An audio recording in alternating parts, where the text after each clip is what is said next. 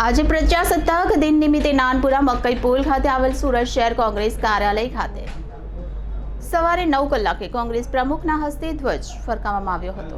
સુરત શહેર કોંગ્રેસ સમિતિ દ્વારા કોંગ્રેસ કાર્યાલય ખાતે સવારે 9 વાગે સુરત શહેર કોંગ્રેસ પ્રમુખ ધનસુખ રાજપૂતજીના વરદ હસ્તે ધ્વજારોહણનો કાર્યક્રમ કરવામાં આવ્યો હતો, જેમાં સુરત શહેર કોંગ્રેસ સમિતિના આગેવાન અને કાર્યકરો સાથે અનેક કાર્યકરો મોટી સંખ્યામાં જોડાયા હતા। આજે પ્રજાસત્તાક દિન નિમિત્તે નાનપુરા મકઈ પુલ ખાતે આવેલ સુરત શહેર કોંગ્રેસ કાર્યાલય ખાતે સવારે 9 કલાકે કોંગ્રેસના પ્રમુખના હસ્તે ધ્વજ ફરકાવવામાં આવ્યો હતો।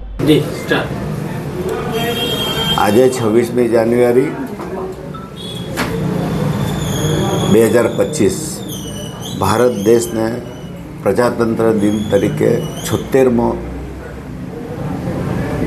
પ્રજાતંત્ર દિવસ તરીકે ઉજવી રહ્યા છે।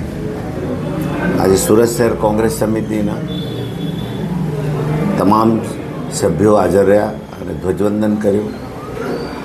અને આજે હું શહેર દેશવાસીઓને સંદેશ આપવા માગું છું કે આપણો આ પ્રજાસત્તાક દિન જે છે એમાં જે સંવિધાનિક અધિકારો જે મળ્યા છે એ છેવાડાના માણસો સુધી પહોંચે એ માટેના પ્રયાસો અમે આપ બધા મળીને કરીએ।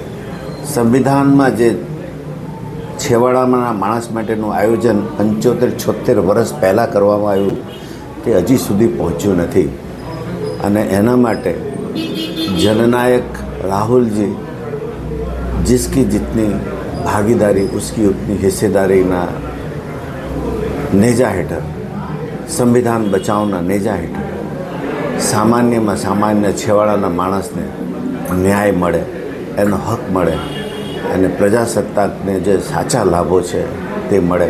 બાબા સાહેબનો જે સંદેશ છે કે મારા સંવિધાનની તારીફ ના થાય પણ મારા સંવિધાનનો અમલ થાય એ બહુ જરૂરી છે।